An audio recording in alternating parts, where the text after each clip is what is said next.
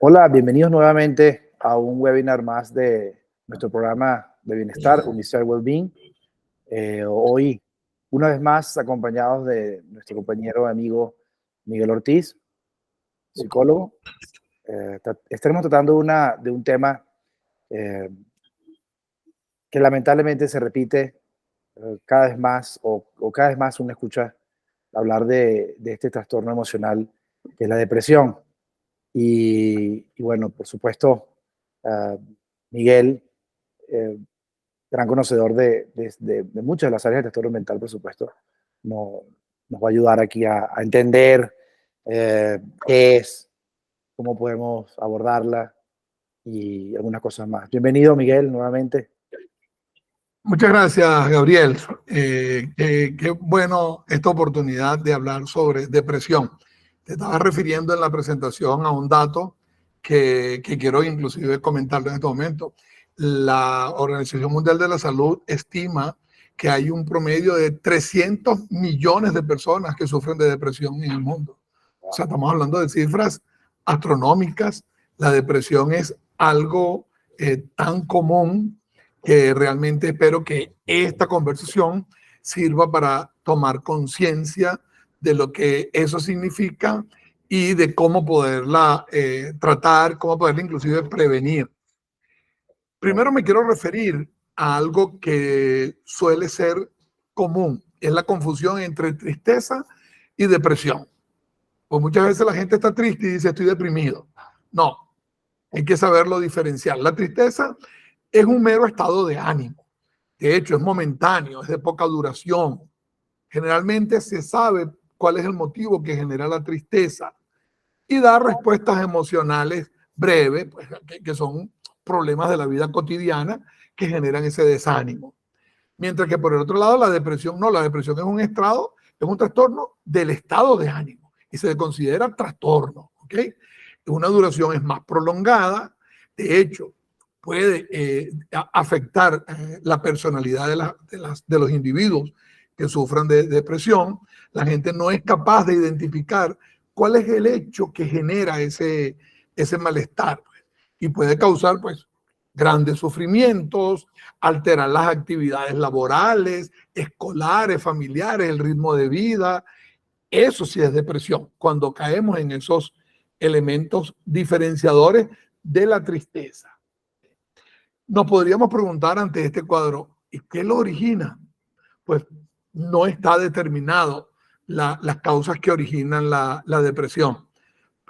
Puede estar provocado por interacción alterado con el medio ambiente, factores sociales, por supuesto, factores psicológicos, psicoemocionales, factores biológicos e inclusive factores genéticos. Pero que podamos decir, estos son los factores que determinan, no, es multifactorial que actúa sobre el estado de ánimo de los individuos y genera pues, estos puntos de depresión. Entonces, me gustaría compartir con ustedes qué vamos a entender como depresión. Entonces, la vamos a describir como el hecho de sentirse triste, melancólico, infeliz, abatido, derrumbado, que tiene que ver con una minusvaloración de sí mismo, es decir, una tristeza profunda. No le provoca, a la persona que está deprimida no le provoca vestirse, no le provoca bañarse, no le provoca asearse, inclusive llega a tener pensamientos como que ¿para qué existo? Pensamientos suicidas, son elementos característicos de la depresión. De tal manera entonces que se trata de una enfermedad. La depresión es una enfermedad y así está clasificada por el Manual de Diagnóstico Estadístico de los Trastornos Mentales. ¿Okay? Es frecuente, muy frecuente. En los estudios, hablamos de eso que te comentaba anteriormente, Gabriel, 300 millones de personas, es decir, el 5% de los adultos en el mundo pueden padecer de estados depresivos. ¿Okay? Y evidentemente una depresión va a generar una discapacidad, ¿okay? Laboral, escolar, familiar, social, que no le permite lograr resultados cuando una persona está bajo un estado depresivo. Hay un dato importante que quiero compartir. La depresión en los estudios hechos por la Organización Mundial de Salud afecta más a la mujer que al hombre. Es decir, es más frecuente ver estados depresivos en las mujeres que en los hombres. Pero no nos alegremos mucho porque también la estadística es alta en los hombres, ¿sí? Entonces, Sí. y es preocupante igual porque compartimos de igual forma pues con el género femenino y es parte que afecta Perdón, a los circundantes. perdón que te interrumpa. Hay un factor externo, o quizás hay una percepción donde, incluso hasta de crianza, donde al hombre se le prohibía llorar. Muchachos, a ver, los hombres no lloran. Entonces quizás te pregunto, ¿habrá una tendencia que la mujer se deprima más porque el hombre no acepta que se deprime? Porque realmente no acude a consulta porque no, por esa condición machista de que los hombres no se deprimen, lo condicione a, te pregunto. Sí, es interesante ese punto porque esa es la parte de la influencia psicosocial, ¿no? Que evidentemente lo que genera son inhibiciones que al fin y al cabo se convierten en traumas, porque en realidad se convierten en traumas. Y no necesariamente esa es la causa por la cual se deprime menos el hombre, es multifactorial. Volvemos otra vez a la parte hormonal, a la constitución biológica, psicológica y social de la mujer, y entonces eso hace que hayan ciertas diferencias en cuanto a los estados de ánimo. Pero ciertamente, pues, esa influencia machista, por darle un calificativo, que hemos tenido los hombres, de alguna manera ha ayudado pues a que haya menos estados de tristeza compartidos, pero que sí se tienen y se inhiben, que termina por eso convirtiéndose en un trauma. Ese punto es importante. Gracias, Miguel.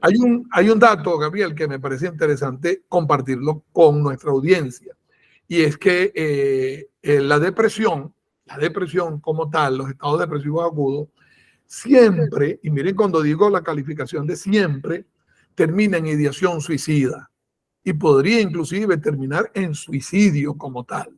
De hecho, comparto una infidencia. Cuando yo estaba en la escuela de psicología en la Universidad Central, recuerdo y se me quedó grabado, no se me olvidó que el profesor de psiconeurología nos dijo: cuando tengan un paciente con estado depresivo agudo, ordenen internamiento, porque si está solo, se va a suicidar. Y lo repetía como algo ya de regla. O sea, el pensamiento suicida de minusvalía de un estado depresivo agudo es casi que una relación de 1 a 1. Por eso resalto esto tan importante y me quedo aquí un poquito resaltando esto como una alerta para las personas que nos escuchan, de manera de que si están cerca de alguien que ha manifestado estados depresivos o ha manifestado inclusive deseos de no vivir o cosas, tómenlo en serio. Tómenlo en serio, busquen ayuda profesional, busquen forma de mantenerlos acompañados y mantenerlos ocupados, porque realmente hay que tomar en serio esos comentarios, esos pensamientos de personas que reflejan estados depresivos.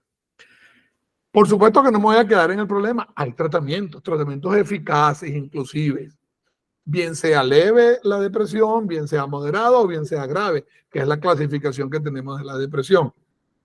Y los tratamientos son de 2 tipos. El tratamiento con fármacos, que son los fármacos recomendados propios para evitar los estados depresivos y lograr cierta calma.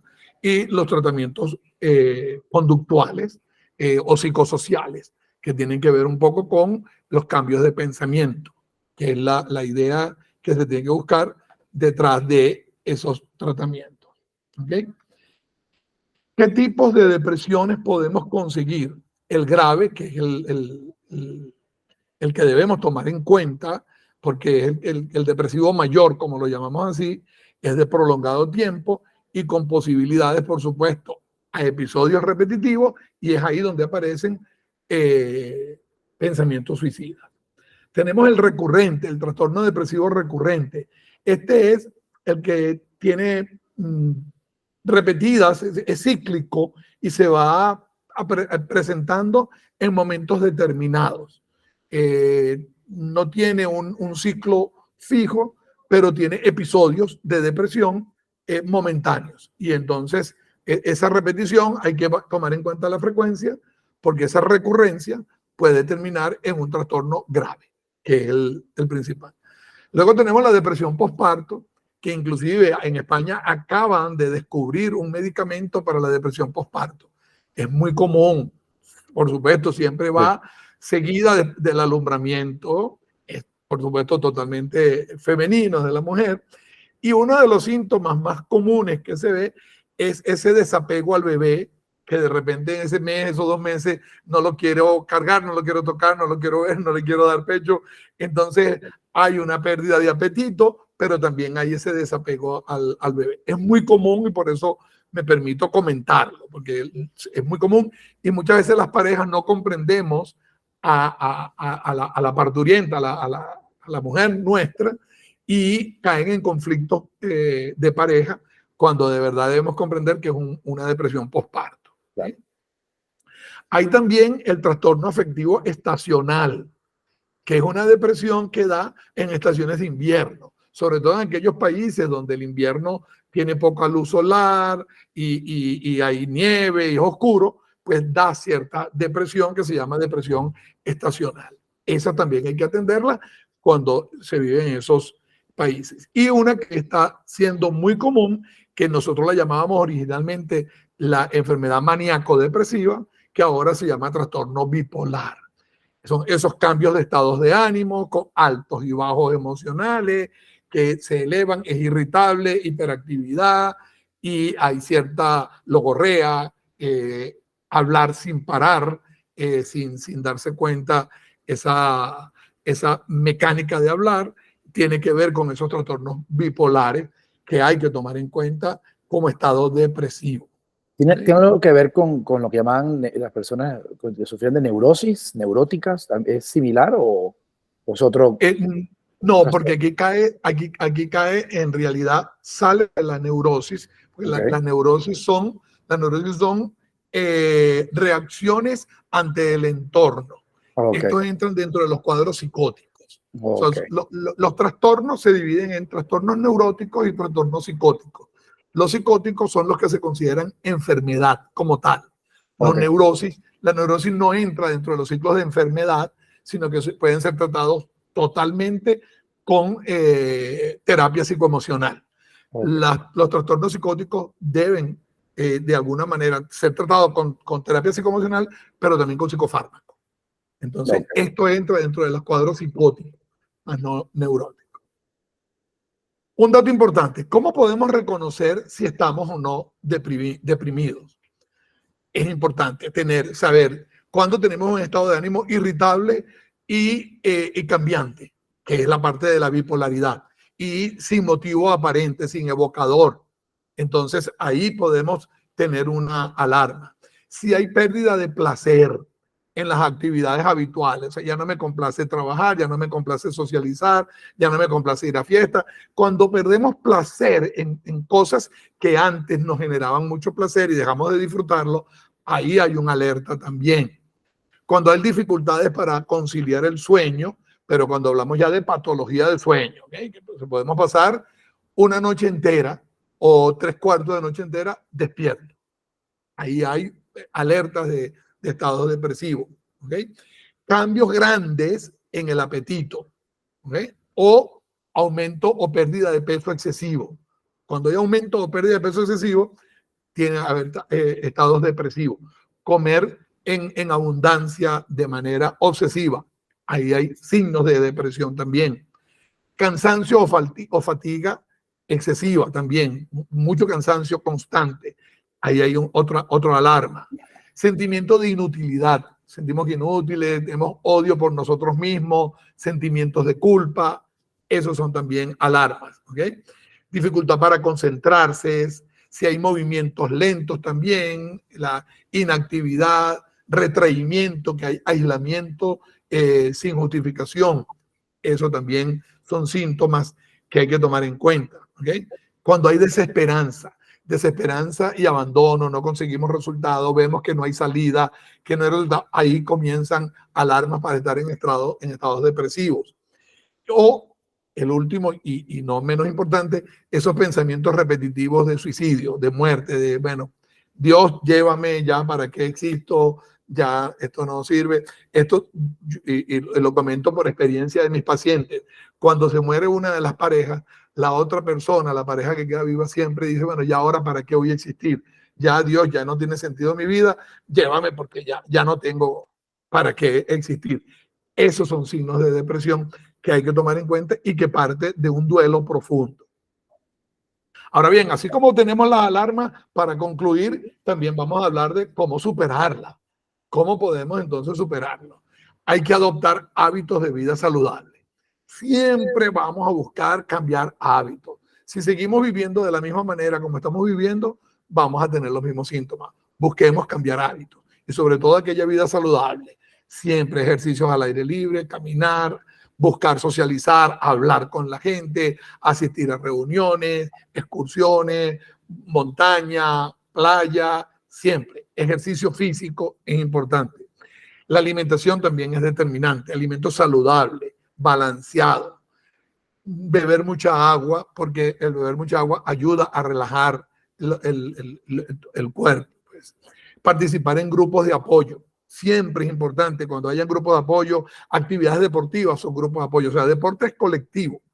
Es mucho más importante para una persona que tenga tendencia a deprimirse en actividades deportivas, actividades en grupo, actividades colectivas, siempre, recreativas, pero colectivas, más que individual, para que el pensamiento se pueda cambiar y distraer. ¿Okay? Otro punto, exprésate, háblalo. Háblalo con la persona de confianza, háblalo con la persona que tengas a tu lado, exprésate.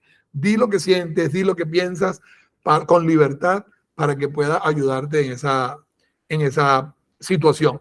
No te centres y te ancles en los problemas.